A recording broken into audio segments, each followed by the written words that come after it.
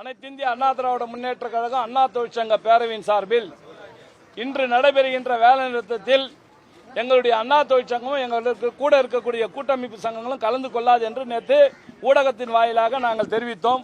அந்த அனைத்து செய்திகளையும் அனைத்து ஊடகங்களும் நேற்று சிறப்பான முறையில் ஒளிபரப்பு செய்து இன்றைய தினம் மாநிலம் முழுவதும் இந்தியா முழுவதும் வேலை நிறுத்தம் என்று இன்றைக்கு ஆளுங்கட்சி தொழிற்சங்கமும் அதனுடைய கூட்டமைப்பு சங்கங்களும் அறிவித்திருந்தாலும் கூட முழுமையாக எங்களுடைய அண்ணா தொழிற்சங்க பேரவையினுடைய கோரிக்கை ஏற்று, ஏனென்றால் இந்த வேலை நிறுத்தம் என்பது தொழிலாளர்களுக்கு நன்மை செய்யக்கூடியதாக இல்லை.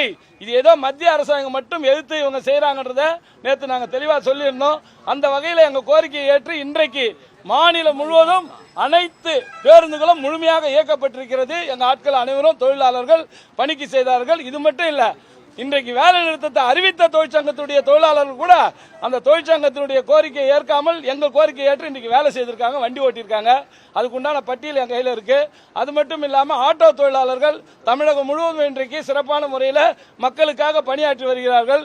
இந்த வேலை நிறுத்தம் என்பது ஏதோ பெயரளவுக்கு மத்திய அரசாங்கத்தை எதிர்க்க வேண்டுமே என்றுதான் இந்த தொழிற்சங்கங்கள் அறிவித்ததை ஒழிய உண்மையாக தமிழக தொழிலாளர்களுக்கு, பணியாளர்களுக்கு, ஊழியர்களுக்கு, பொதுத்துறை உறுப்பினர்களுக்கு எந்த நன்மையும் பயக்காது என்பதை இன்றைய வேலை நிறுத்தம் தோல்வி அடைந்ததிலிருந்து அனைத்து மக்களும் அனைத்து தொழிலாளர்களும் இந்த அரசுக்கு எதிராக இருக்கிறார்கள் என்பதை இன்றைக்கு பறைசாற்றி இருக்கிறார்கள். அந்த வகையில் இன்றைக்கு எங்கள் கோரிக்கையை ஏற்று பணிக்கு வந்த அனைவரையும் இங்கே பாராட்டி அவர்களுக்கு சால்வை அணிவித்து பூங்கொத்து கொடுத்து வாழ்த்து தெரிவித்திருக்கின்றேன். அந்த வகையில் எங்களுடைய கோரிக்கையை இன்றைக்கு தமிழகம் முழுவதும் எடுத்து சென்ற அனைத்து ஊடக நண்பர்களுக்கும் இந்த முறையில் நன்றியை தெரிவிச்சுக்கிட்டு, இன்னைக்கு குறிப்பாக சொல்லணும்னு பார்த்தா, இது நேற்றைய தினம் விழுப்புரம் மண்டலத்தில் 3048 பேருந்துகள் ஓடிச்சு.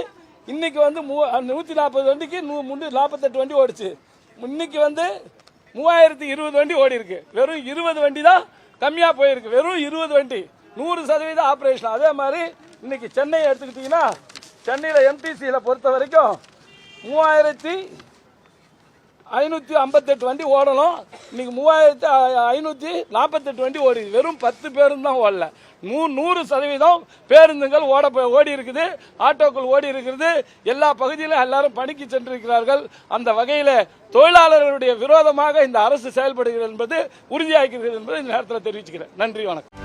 செய்திகளை உடனுக்குடனும் துல்லியமாகவும் தெரிந்து கொள்ள சப்ஸ்கிரைப் பண்ணுங்க.